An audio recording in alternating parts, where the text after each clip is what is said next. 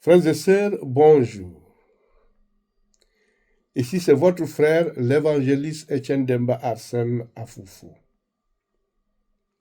Me voici de nouveau devant vous pour vous parler de la parole du Seigneur dans l'évangile de Jean au chapitre 16. Je vous ai dit ces choses afin qu'elles ne soient pas pour vous une occasion de chute. Cette phrase de Jésus dans Jean chapitre 16 verset 1 signifie qu'il avertit ses disciples des persécutions à venir pour renforcer leur foi et éviter qu'ils ne soient déstabilisés ou ne renoncent à leur foi face à la souffrance. L'occasion de chute désigne ce qui fait trébucher spirituellement, ce qui pousse au péché ou à l'abandon. Le but de cet avertissement était de préparer les disciples à l'avance, pour que la surprise ou la douleur de la persécution ne les amène pas à douter de Dieu ou à renoncer à leur mission. L'occasion de chute désigne un scandale, un piège qui conduit à la désobéissance à Dieu ou à la perte de la foi. En résumé, Jésus leur dit cela pour que la difficulté ne devienne pas un piège spirituel, mais une preuve de la véracité de ses paroles. Ils vous excluront des synagogues, et même l'heure vient où quiconque vous fera mourir croira rendre un culte à Dieu. Ils agiront ainsi parce qu'ils n'ont connu ni le Père ni moi. Je vous ai dit ces choses afin que, lorsque l'heure sera venue, vous vous souveniez que je vous les ai dites. Je ne vous en ai pas parlé dès le commencement parce que j'étais avec vous. Maintenant, je m'en vais vers celui qui m'a envoyé. Et aucun de vous ne me demande où vas-tu. Mais parce que je vous ai dit ces choses, la tristesse a rempli votre cœur. Cependant, je vous dis la vérité. Il vous est avantageux que je m'en aille, car si je ne m'en vais pas, le consolateur ne viendra pas vers vous. Mais si je m'en vais, je vous l'enverrai. Et quand il sera venu, il convaincra le monde en ce qui concerne le péché, la justice et le jugement. Cette phrase est tirée de la Bible dans l'évangile selon Jean chapitre 16, verset 8, où Jésus annonce à ses disciples la venue du Saint-Esprit, le consolateur, après son départ. En d'autres termes, le Saint-Esprit a pour mission de révéler la vérité au monde, ceux qui ne croient pas, et de l'amener à reconnaître trois réalités spirituelles majeures: le péché, la justice, le jugement. En ce qui concerne le péché, le Saint-Esprit convainc le monde que le péché fondamental est de ne pas croire en Jésus-Christ. En ce qui concerne la justice, il démontre que la justice véritable ne vient pas des hommes, mais réside en Jésus qui retourne vers le Père, prouvant ainsi sa sainteté face à son rejet par le monde. En ce qui concerne le jugement, il établit que le prince de ce monde, Satan, a déjà été jugé et condamné par la mort et la résurrection de Jésus. Le Saint-Esprit agit comme un procureur qui montre au monde son erreur, révélant sa faute à sa propre conscience, faisant ainsi que le monde reconnaisse sa culpabilité par sa propre conscience. J'ai encore beaucoup de choses à vous dire, mais vous ne pouvez pas les porter maintenant. Cette phrase tirée de l'évangile selon Jean, chapitre 16, verset 12, signifie que Jésus a encore des enseignements à transmettre à ses disciples, mais qu'ils ne sont pas encore prêts intellectuellement ou spirituellement à les comprendre ou à les supporter à ce moment-là. Le terme porter ou supporter indique une limitation dans leur capacité à recevoir ces vérités complexes. Contexte: Jésus annonce son départ et explique que l'Esprit de vérité, le Consolateur, viendra plus tard pour les guider dans cette compréhension approfondie. Signification: c'est une reconnaissance des limites humaines face au mystère divin, suggérant une révélation progressive plutôt qu'immédiate.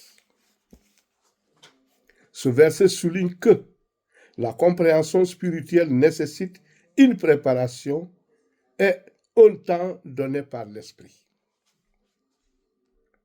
Quand le Consolateur sera venu, l'Esprit de vérité, il vous conduira dans toute la vérité. Car il ne parlera pas de lui-même, mais il dira tout ce qu'il aura entendu. Elle vous annoncera les choses à venir.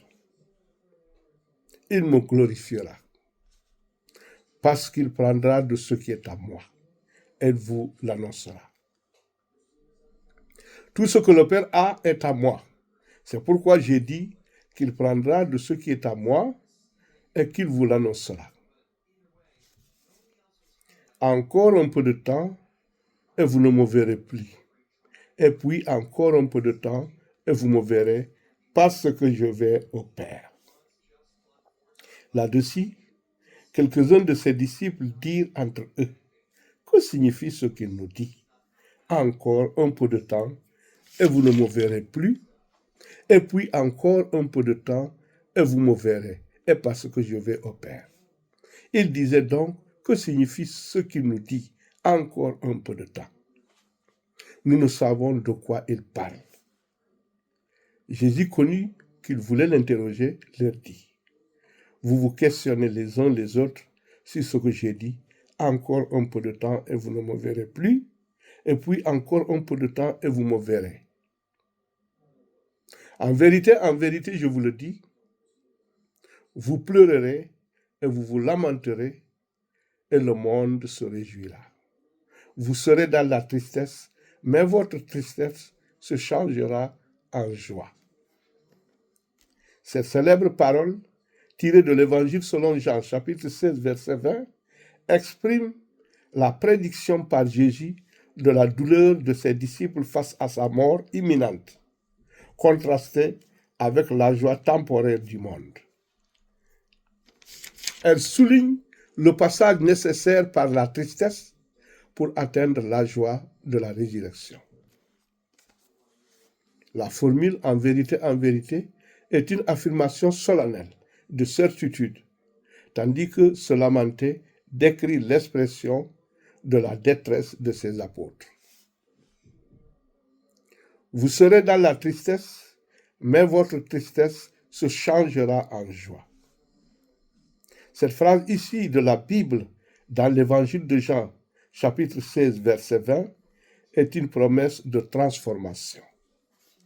Jésus adresse ces paroles à ses disciples avant sa crucifixion pour les préparer à la douleur à venir. La tristesse représente la mort de Jésus vécue comme une défaite, une perte douloureuse et au moment de deuil pour ses proches. La joie représente la résurrection. La victoire sur la mort transforme cette douleur en une joie profonde et permanente que personne ne peut enlever.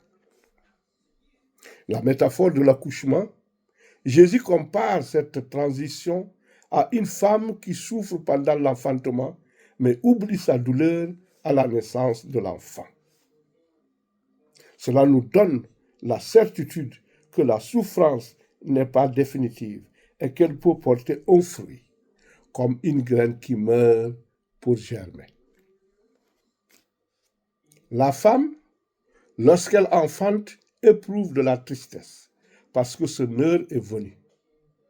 Mais lorsqu'elle a donné le jour à l'enfant, elle ne se souvient plus de la souffrance à cause de la joie qu'elle a de ce qu'on nomme est né dans le monde.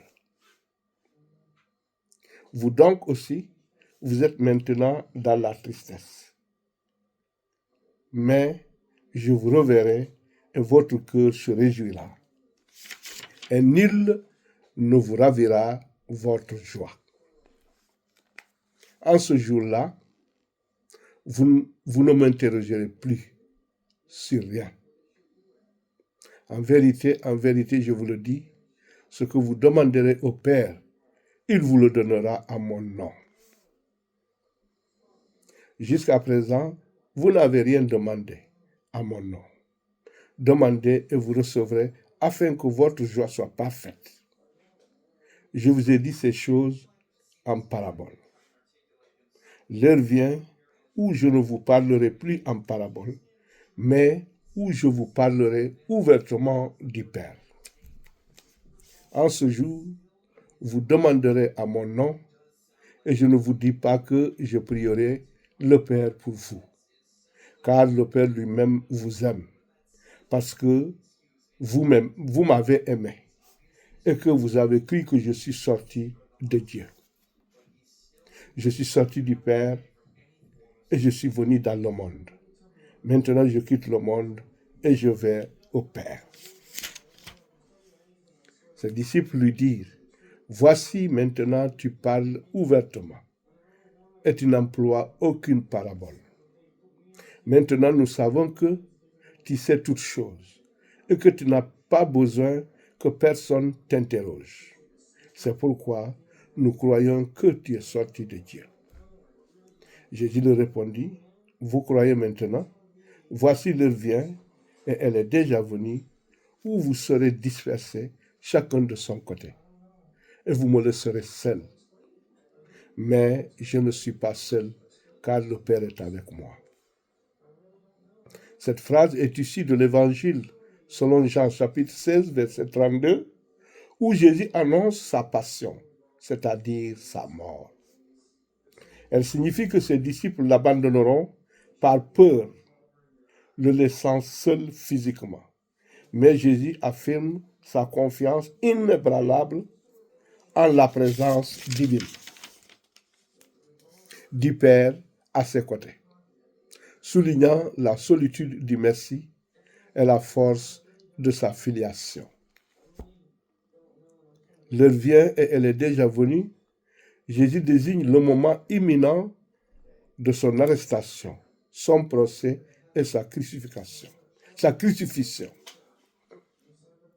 Vous serez dispersés chacun de son côté. Jésus prédit la fuite et l'abandon de ses disciples face à la peur de la persécution. Je ne suis pas seul, car le Père est avec moi. Malgré l'abandon humain, Jésus réaffirme son union intime et spirituelle avec Dieu, affirmant que la mission s'accomplit dans cette relation.